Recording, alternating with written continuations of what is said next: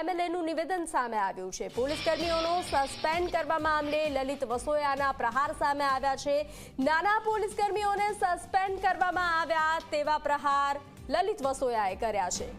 પ્રકરણ પર પડદો પાડવાનો પ્રયાસ થયો છે। જવાબદાર સિનિયર અધિકારીઓને સસ્પેન્ડ કરવાની માંગ કરવામાં આવી છે।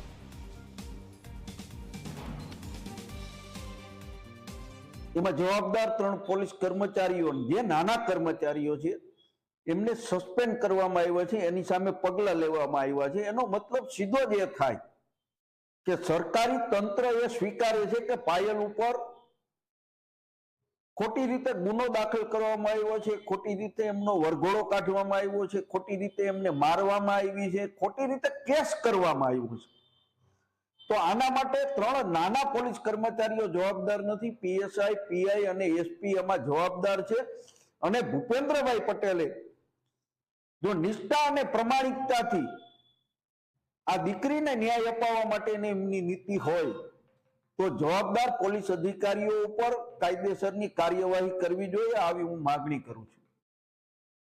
તો મહેસાણાના કડીમાં પૂર્વ